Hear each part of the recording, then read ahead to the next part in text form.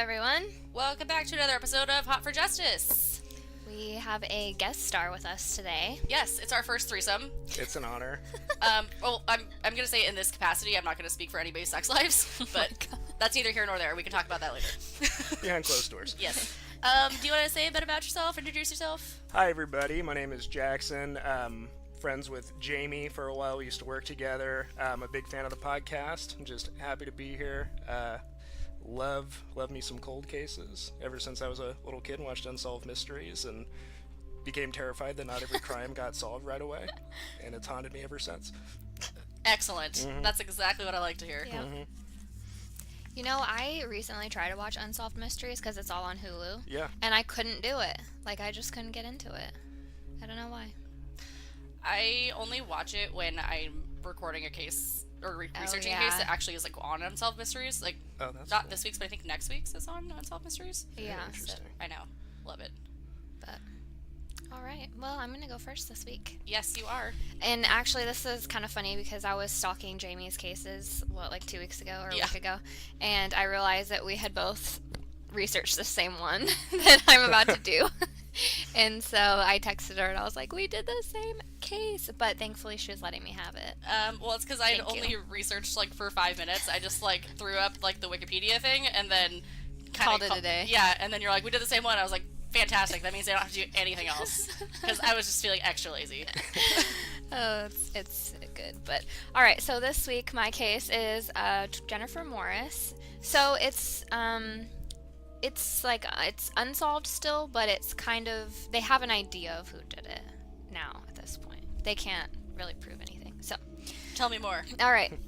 20-year-old Jennifer Morris. She was from Pacific Grove, which is near Monterey, if you guys are familiar Not really, with but that sure. area. So she went shopping at the Del Monte Shopping Center in January of 1983, and that was the last time anyone ever saw her alive. I guess her mom was supposed to go with her that day, but didn't, and so her mom, like, obviously felt a lot of guilt about not going with her, because they didn't find her for a really long time, her remains. Jennifer had been like seen purchasing a skirt at one of the stores in the shopping center, and then there's like nothing. They found the skirt like shoved under the seat of her car, which her parents said that she wouldn't have done that. So eventually she didn't come home. Her parents reported her missing, and then they found her 1971 Ford Pinto still in the parking lot of the shopping center. But she was just gone. I know. I barely made it. It barely came out. You right? got that. Perfect. So, so that was 1983, and her case went cold. Like, they had no leads, they had no idea. It was like she just vanished. And in 2011, actually, they found her skeletal remains in a wooded area right behind the shopping center. So she was literally only a few hundred yards from where she had last been seen. But, like, at the time, in 1983, the shopping center wasn't as developed as it is now. So it would have been a bit farther away, but today, they have expanded, and it was only a couple hundred yards from the parking lot. Wow. Yeah, it's sad. So, they had to use, obviously, dental records to identify her. It was just her skeleton that they found. They basically said that she had gone to the bank for her mom that day before she went to the shopping center. And it looked like, basically, she was murdered, like, at the scene. And then probably taken to the woods and whatever, and then killed off there for a really long time.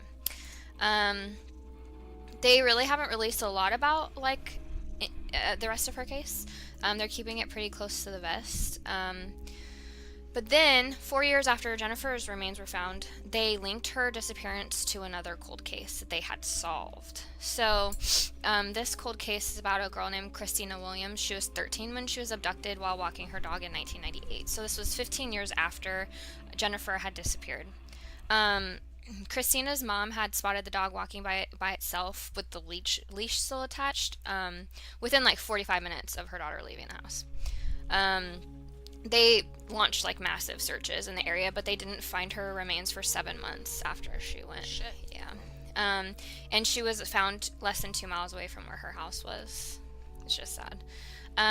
The autopsy didn't really give them the cause of death.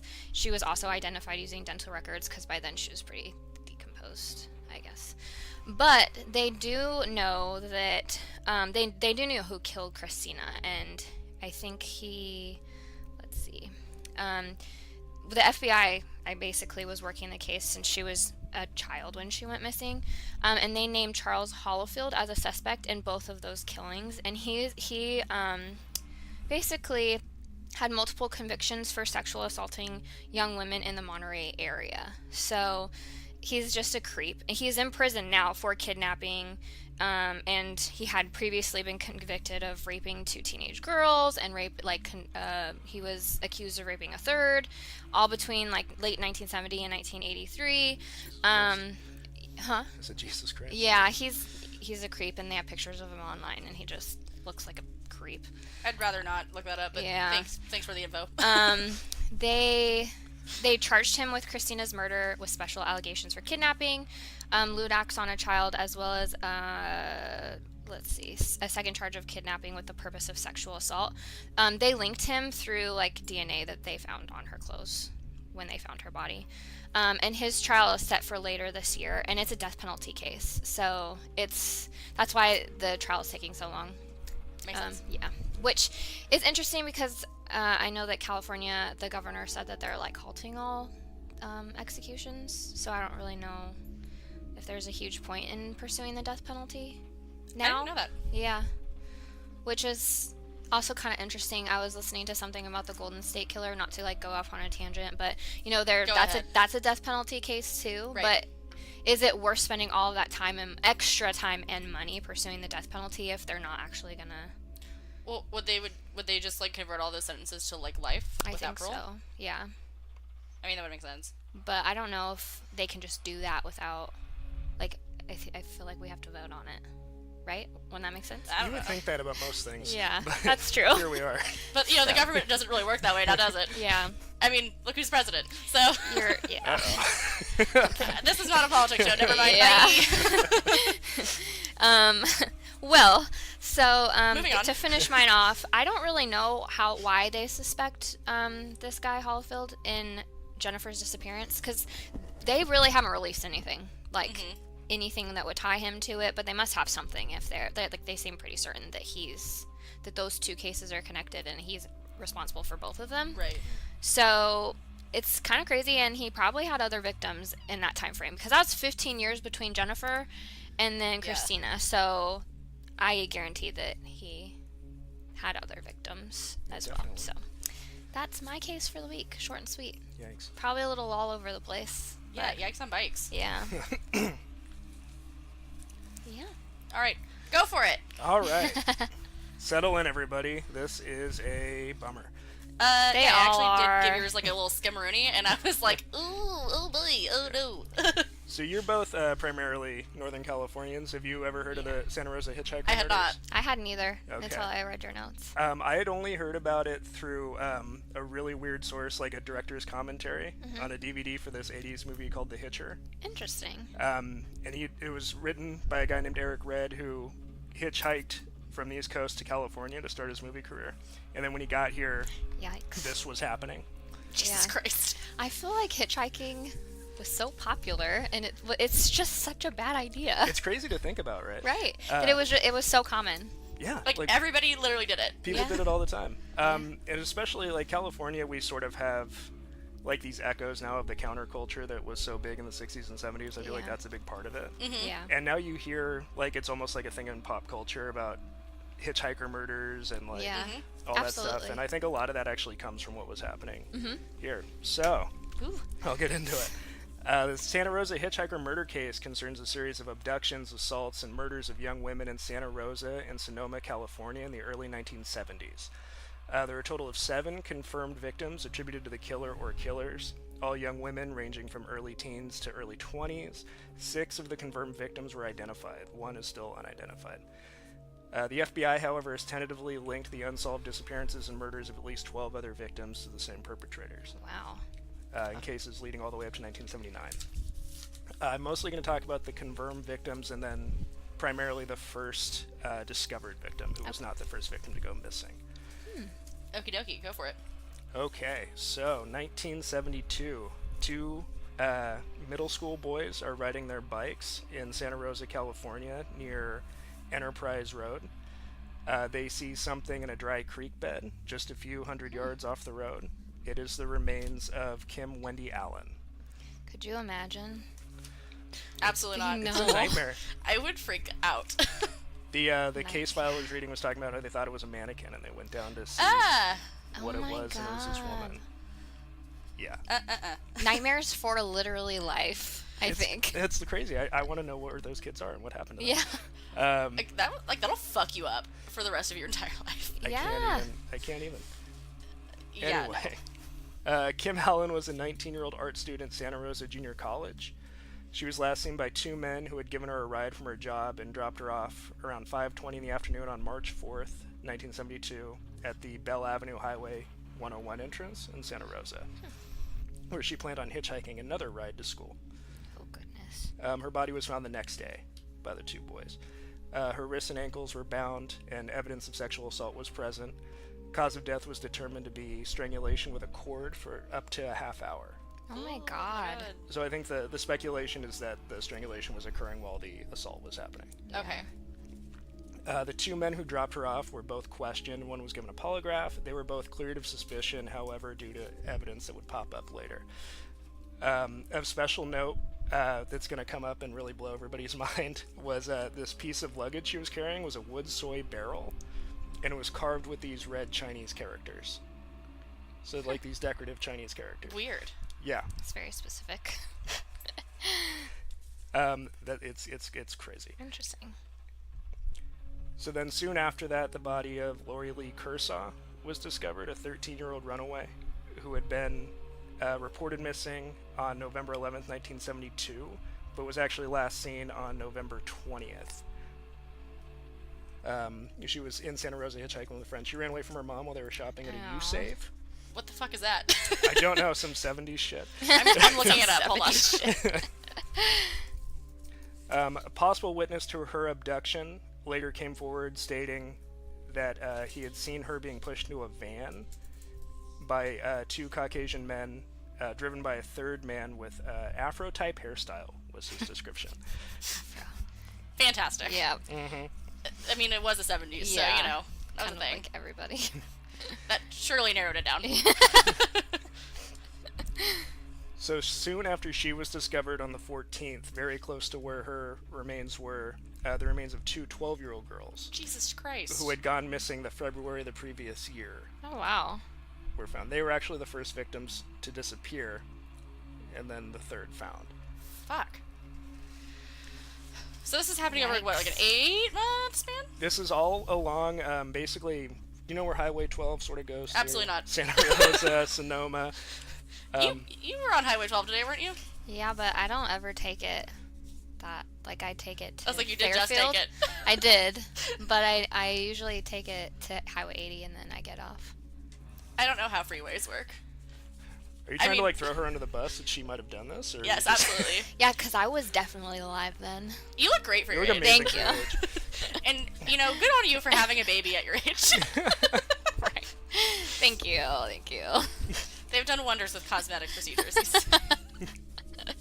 Sorry, continue. Thank you. It's going to be a tangent-y sort of day, I feel. Yeah. Well, it's such a fun subject matter. Everybody's just in such a great mood. Yes. It's excellent. I was telling Jess earlier, I was like, I'm pretty sure that both of our brains have just been reduced to mashed potatoes this week. Mm-hmm. Yeah. We both had really fucking rough weeks. Sorry to completely derail you, but Yeah. I mean, whatever helps you decompress. I don't know if this is actually going to do it, so continue. You don't think so? No. Wait till you hear about Teresa Walsh. Oh, okay, great. The following December 1973, 23-year-old Teresa Walsh was found in hitchhiking to Garberville for Christmas. Her body was found 6 days later by kayakers in Mark West Creek. She had So been this is all in, like, Sonoma area? Yes. Okay, great. Sonoma, Santa Rosa. Fantastic. She had been hogtied with clothesline, strangled, and was determined to have been dead approximately 1 week when they found her. I mean, that would make sense. It was like, what, 6 days after she was, like, missing? Yeah. Yeah. Yikes. Okay, so, like I said, all these victims pretty much found in the same manner. Right. But due to some eyewitness testimony and some later theories, they don't really know if it was a cabal of people or one person with accomplices. I'm going to get into some really crazy theories that got thrown out there. Yes. So, Here for it. these cases never got any real traction. Like, Really? most of the evidence, they were so decomposed, and most of them were hitchhikers and runaways. There wasn't a lot of pursuit to be had. I mean, And I it's guess. the 70s. And it's the 70s. And maybe they not- didn't want to, like, raise, like, paranoia. Because if it's all in the same area, they didn't want to, like, freak people out. Yeah, I mean, it was California in the 70s. There were serial killers all over the place. Yeah. Truly. For real. Speaking of other serial killers in California in the 70s. Oh, yes. Okay. In 1975, after these cases had gone and continued to go cold, Sonoma County Sheriff Don Stripecki Sure. issued a report linking these killings to the Zodiac. He posited a connection to the Zodiac killer who was active in San Francisco during these killings, and pointed to details in a note he sent to the San Francisco Chronicle in 1974 that they call the Exorcist Letter. Is that the one with all those, like, funky symbols? Yes. Okay, great. So, funny you bring that up. Many of the symbols in the letter he sent match symbols on the barrel Stop. found That's weird. Shut your fucking mouth. on Kim Allen's. The Chinese thing? Yeah, exactly. A lot of those symbols matched up, and it could just be coincidence, but it's still very weird.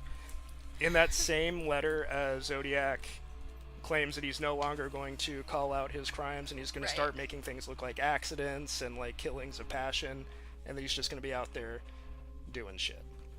It's also of note that one of the prime suspects for the Zodiac, Arthur Lee Allen, did live in a mobile home in Santa Rosa at the time the murders occurred. That's weird. I mean, it's very fishy. Yeah. At least. And then one more, just to link again to Kim Allen. Frederick Manelli was a creative writing professor at Santa Rosa Junior College at the time she attended.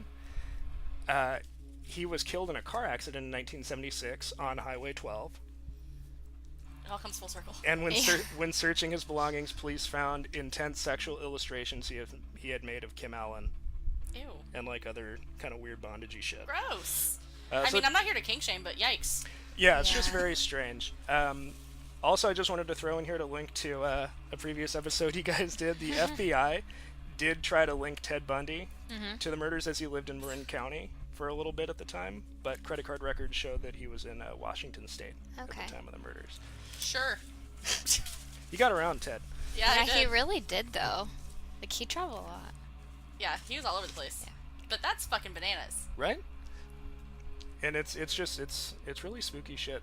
Some of the stuff that goes through where there's just no answer to Like, you have no idea. the point that the cops are like, I don't know, Zodiac, I guess. I Like, guess. ugh. Maybe makes sense. Yeah. Like, insert that meme of that, like, little blonde girl with the pigtails, like, oh.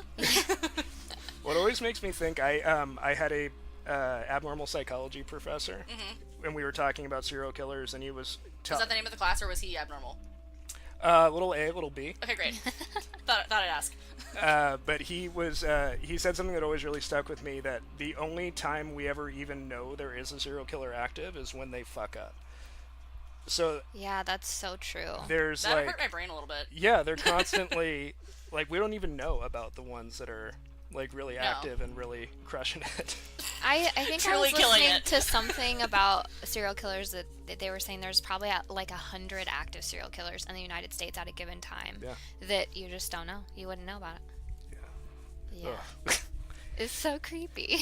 Anyway, do not hitchhike, everybody. It's 2019, I think real. that's hopefully nothing. Just get fucking Uber, okay? If you go like really far north, like past Reading and stuff, you see hitchhikers all the time. Well, I don't go up there, It's so. wild. Yeah, don't. I wouldn't. I just don't. It blows my mind that people still will hitchhike, because I feel like so many of these stories that you hear on like our podcast or other podcasts are pretty much people hitchhiking.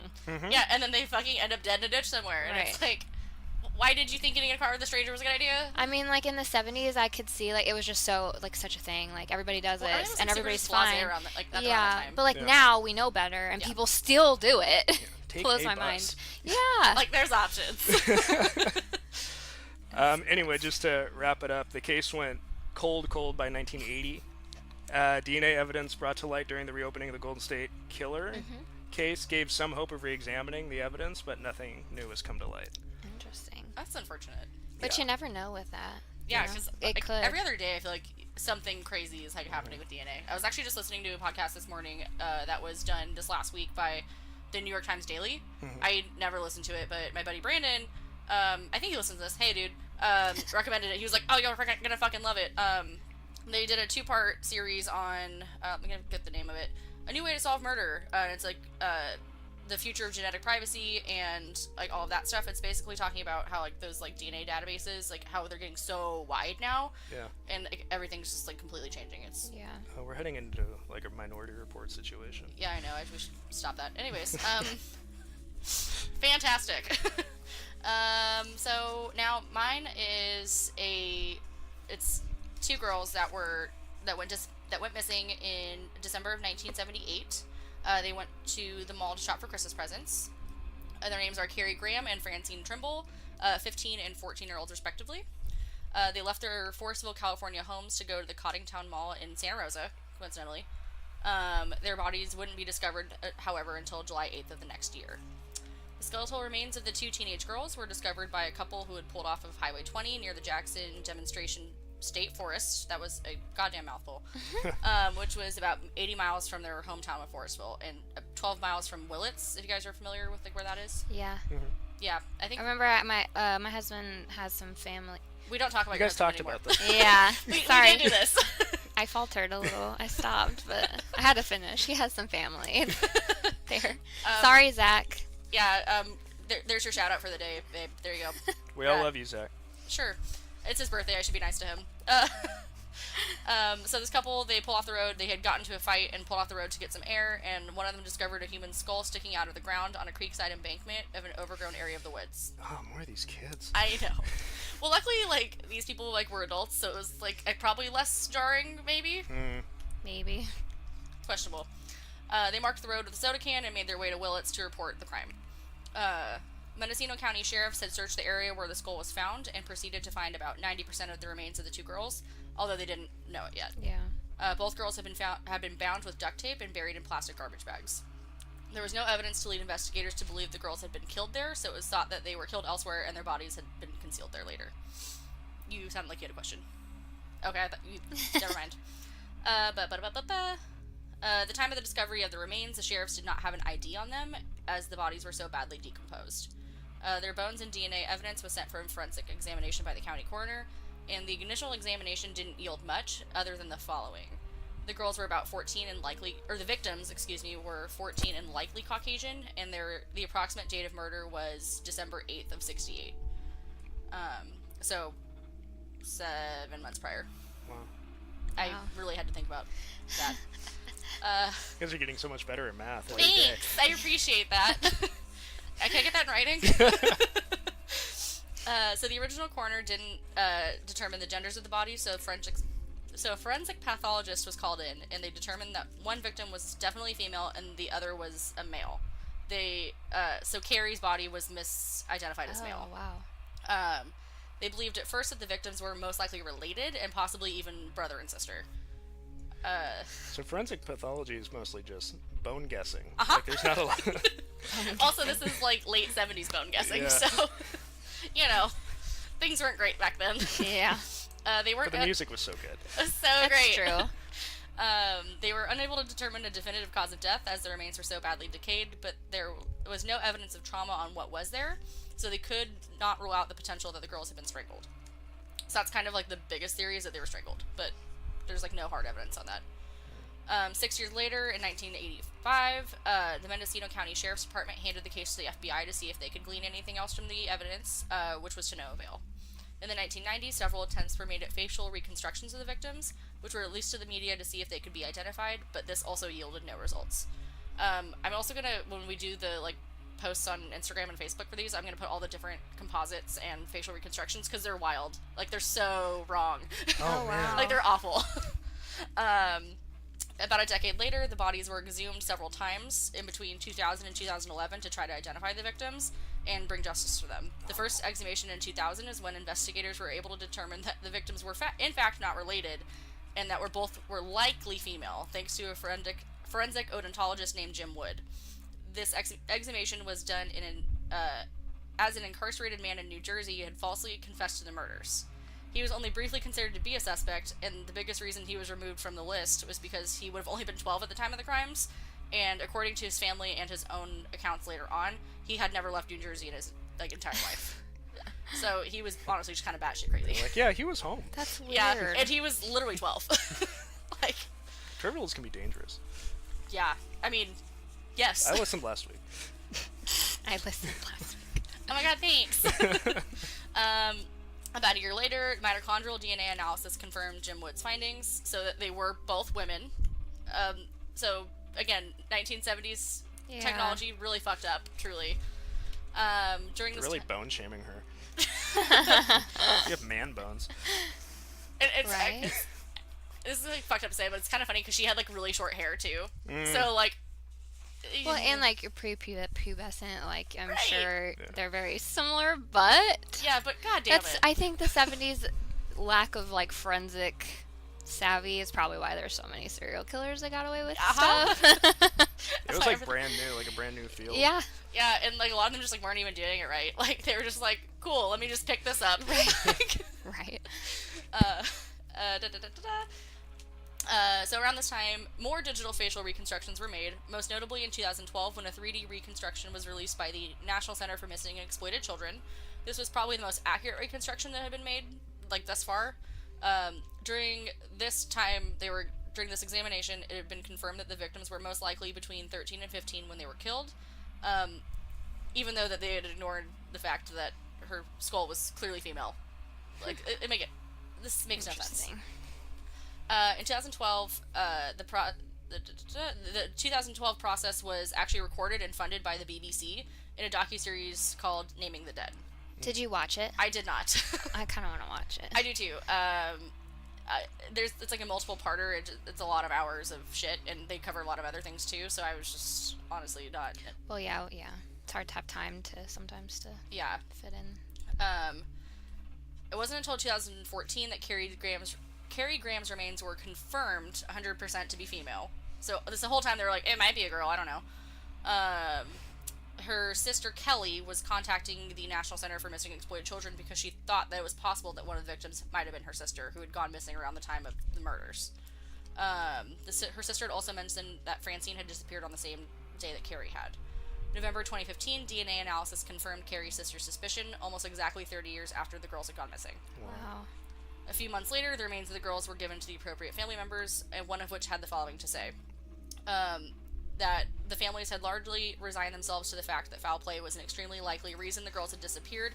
Both families were glad to know that the girls' bodies had been identified in order to have a dignified burial. Again, it only took 36 goddamn years. Yeah, not to know for almost 40 years. Yeah, That's that your terrible. sibling was murdered. Yeah. Like, Jesus Christ. I mean, like, I don't have siblings, but I can only imagine. Yeah. I have two, and it would be, well, I'd be sad. Great. Depending on which one. Excellent. If you guys are listening, try to guess which one to use. Please share this with them. There's a lot of speculation about the murders. Oh, by the way, they had, like, at the time, like, no leads on, like, who did it, anything. So now that the bodies are confirmed and there's more information, there's speculation that the murders of Kerry and Francine could be the work of Gerald and Charlene Gallego, aka the sex slave killers. They were active in Northern California, Oregon, and Nevada between 1978 and 1980. The pair have 10 confirmed victims that have been attributed to them, most of which were teenage girls that have been kept as sex slaves prior to their murders. Okay. Yeah. Their other victims include a young man who was engaged to one of their victims, as well as an unborn child that was one of the young women was carrying at the time that she was killed. The timeline, general location, and MO seem to be a good fit for the Gallegos. However, there isn't a lot of hard evidence that proves that it's them. There are rumors that state that Gerald and Charlene were living in Texas during December of 1978, but again, there's not really a lot of proof of that. Like, there's no credit card statements, no one to confirm or deny that. That's just word of mouth. Gerald had died while he was awaiting execution in St. Quentin. Charlene served 16 and a half years as part of a plea deal and was released from prison in Nevada in 1997. That's all. So she basically just said, like, oh yeah, he totally did it. Of course she's gonna say that. Yeah. Ew. I mean, honestly, like... Is she still alive? Do they know? Yes. Did she just kind of... Oh. She's still bopping around, probably in Nevada. She was in a Nevada state penitentiary. Ew. Yeah. Nevada is gross, you're right. Tough but fair. Yeah, I it's great. Sorry if you're from Nevada and you're listening. I apologize to half of my family that lives in Nevada. The gross half. I don't think they listen to this, so it's fine. They'll never know. Oh my god. And if you are, sorry. Not sorry. So there's also been speculation that this could have been the work of another serial killer, Rodney Alcala, aka the dating game killer. I had never heard of him. I'd heard of him. Really? Yeah, because I watched a show on Oxygen called Mark of a Killer, and I think they featured him. I think you told me about the show and that I should watch it. I just have not yet. Yeah, it's good. I saw something about this guy too. Yeah. Okay. And they do him on an episode of My Favorite Murder. Oh. Okay, that could be... Okay, great. Yeah. So, he was also active in Northern California during the 70s and has 5 confirmed victims. He's often compared to Ted Bundy, as he'd use his looks and charm to attract and gain the trust of women that he would then attack. He gets his nickname from the fact that he appeared on an episode of the TV show The Dating Game in 1978. When he was arrested, detectives found thousands of photographs of young women and teenage boys in sexual positions, and at least a few of the photos were of his confirmed victims. This led investigators to believe that his body count is actually much higher than 5, but he's refused to admit to anything else. Again, timeline, location, and MO match, but there's nothing to substantiate that it was him. He's currently awaiting his execution at St. Quentin. So do they just like not? I mean, do you think that they just didn't handle this case right from the beginning? Absolutely and like there could have been evidence that there's not now to use because of that. Because it seems like they're all over the place on this case. Yeah, like it's fucking wild. And like I said, they exhumed the bodies That's I think sad. 6 times between 2000 and 2011. Yeah.